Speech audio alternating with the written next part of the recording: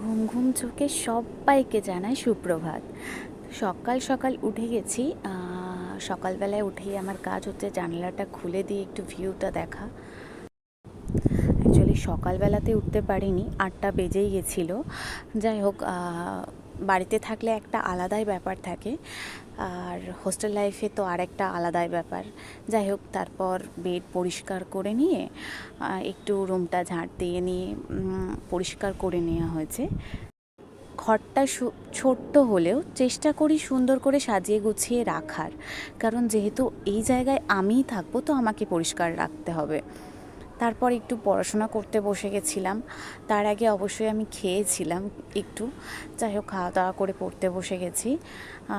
তারপর একটু পড়াশোনা করে নেওয়ার পর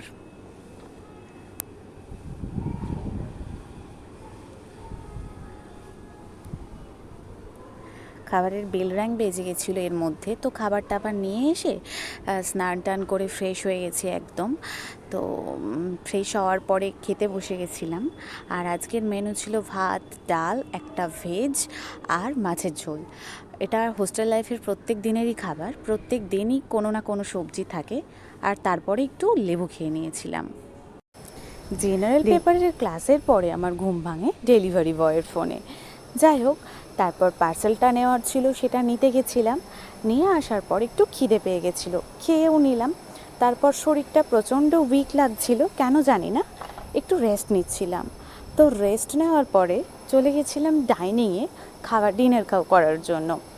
তো রাতের খাবার খাওয়ার পরে আমি ফ্লোরমেট, ক্লাসমেটও বলতে পারো, খুব কাছের একজন বন্ধু, তাকে বললাম যে চল একটু ছাদে যাই হাঁটাহাঁটি করতে, শরীরটা খারাপ লাগছে। সে তো আমার কথা ফেলতেও পারবে না।